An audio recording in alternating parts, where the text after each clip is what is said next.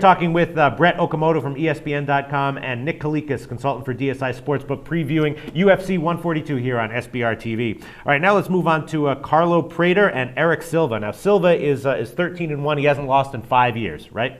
But he, again, is a minus 475 favorite. Here you go, another one of these minus 475 favorites. He's got a lot of new fans. It's hard to imagine that he's the side with value. I could see the line being right on, or maybe, Silva being a bit too much of a favorite. Hard to imagine him having value at this line, being a fan favorite like that, but maybe he does. What do you think, Brett?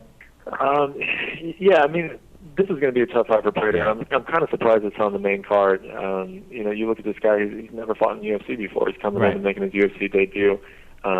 He's a guy who has a long track record. I mean, he's been in a lot of fights. He's fought good talent. He's fought in organizations, in bigger organizations. He hasn't just been on a smaller circuit. But I think that this situation might be a little overwhelming to him. Like you said, Silva will be the fan favorite.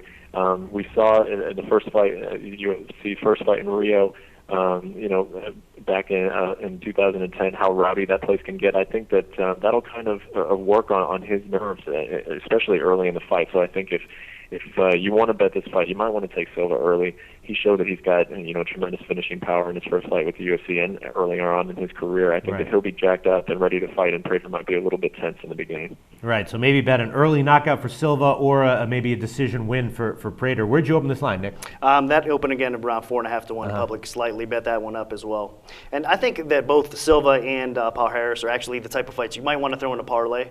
This might be, do a 3 or 14 parlay, maybe mix these guys up. It's hard to hit 3 or 14 parlays, don't get me wrong. But I mean, if you're going to bet these, it's hard to lay the juice. Erick Silva's still a little bit young in his career, and he is facing a legit veteran in Carlo Prater. But unfortunately, I think Prater, when he does step up in competition, he doesn't tend to do so well. And Erick Silva, like I said, he's a young gun. He's going to come out here and probably try to finish the fight. So Prater's probably in for a long night here. So again, maybe parlay option is a way to go here as well. Yeah, it just strikes me as the way we've been talking about this whole card, there's probably going to be, this is not one of those cards where I'm expecting the favorites to win, down the line. It seems like there is, each fight sort of is ripe for a fluky outcome or an upset, wouldn't you say? I would think so. I mean, I think there's more chances of Mendes and Anthony Johnson pulling off the upset than there is Macenzio and Prater, obviously, because the lines indicate that as well. But a lot of times the 4 or 5 to 1 favorites, those are the spots that you see go down quite often. So like you said, a fluke could happen and one of these guys could go down. And the books are probably going to hope for that because they want a parlay buster. They want one of these guys to obviously go down. But I'm not sure if they will. I think the favorites are probably, majority of the favorites are going to come through here. If you pick your spots in the right dog, you might make a little bit of cash, but it's going to be